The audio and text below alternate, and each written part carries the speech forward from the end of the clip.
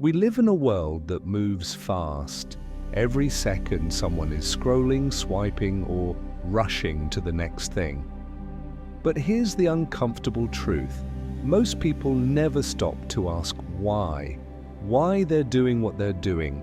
Why they feel unfulfilled, even when everything looks good on the outside. This video isn't about productivity hacks or 5-step formulas. It's about awakening. In the next 10 minutes, you'll explore the philosophy of intentional living, how to stop drifting through life and start shaping it on purpose. Chapter 1. The Illusion of Time. We don't really fear death. We fear reaching the end and realizing we never truly lived. The average person spends years in autopilot. Wake up, check phone, go to work, repeat. Life becomes background noise. But time isn't just passing, it's vanishing. And yet we treat it like an unlimited balance. Imagine if we saw time the way we see money. Every wasted hour would hurt. Every moment spent meaninglessly would sting. The ancient Stoics had a practice called memento mori. Remember that you will die, not to depress you, but to jolt you into awareness. Every second you're alive is a currency. The question is, what are you buying with it? Chapter 2. The Power of Awareness. The opposite of autopilot is awareness, and awareness begins with questions. Why do I want what I want? Who told me this was success? What do I believe? And have I ever questioned it?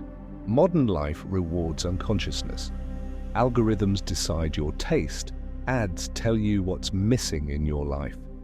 But awareness is rebellion. The moment you become conscious of your own patterns, you reclaim power. Try this.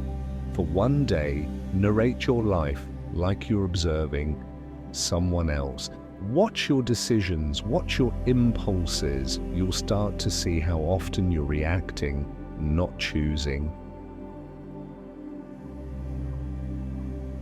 Chapter 3. Values over goals. Goals sound good on paper. Lose weight, earn more, be more productive.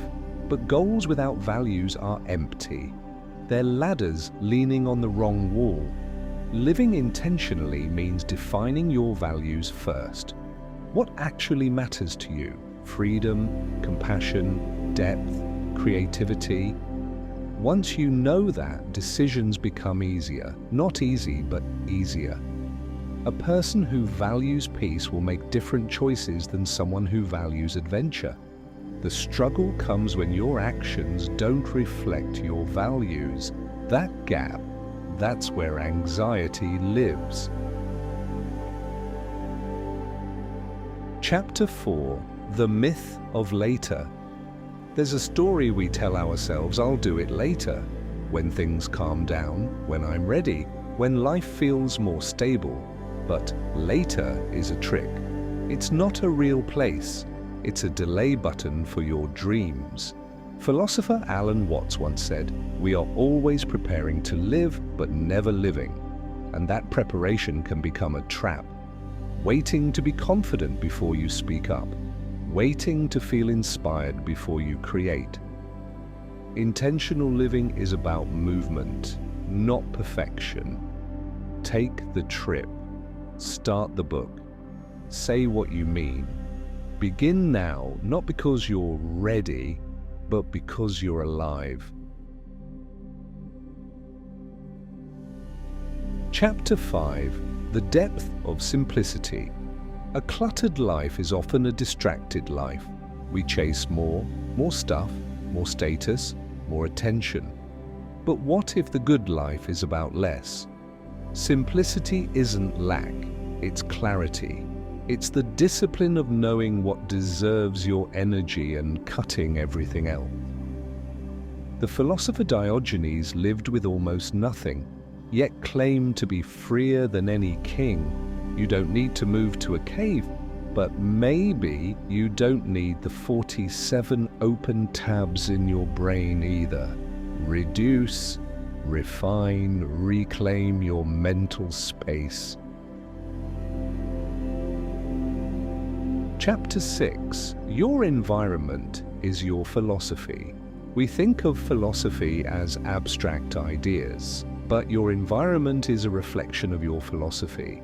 The people you spend time with, the media you consume, the habits you practice, all of them are shaping your beliefs silently. Want to change your life? Start by changing your surroundings. Place books that challenge you where you'll see them. Spend time with people who elevate you. Remove triggers that derail your focus.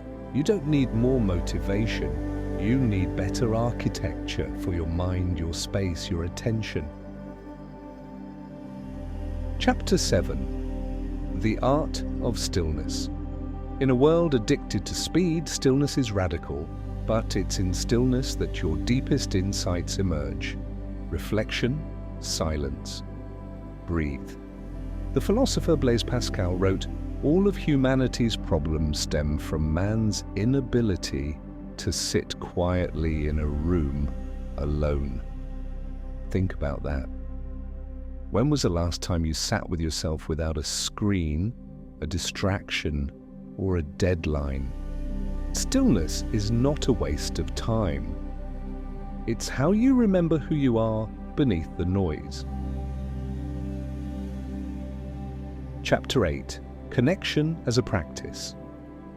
You weren't meant to live this life alone, but real connection takes more than proximity. It takes presence. We often check in on people after they're gone. We often express love after it's too late. But intentional living means telling people how you feel now, not when the timing is perfect, not when you find the words. A meaningful life is stitched together through simple, sincere moments, a kind word, a deep conversation, a shared silence. Don't wait to be the friend, the sibling, the partner you wish you were. Start today. Chapter 9. Creating versus consuming.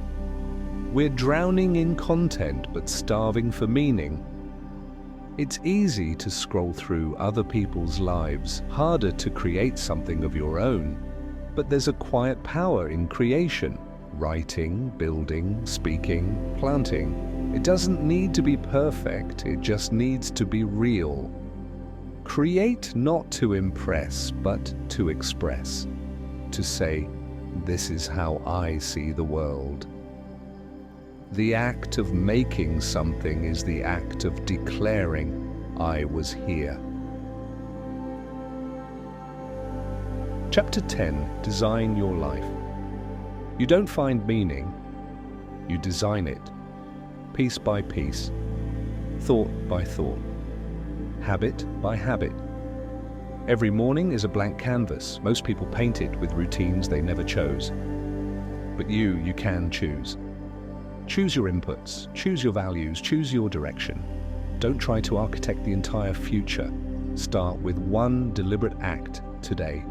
Wake up earlier, say no to what drains you, say yes to what matters. A life of purpose isn't made in grand moments. It's made in 1,000 small ones, done on purpose, with heart, and without apology. Life doesn't owe you meaning, but it offers you the chance to create it. The question isn't, how much time do you have left? It's, how deeply will you live with the time you have? Start now, not someday, because someday doesn't exist. But today does.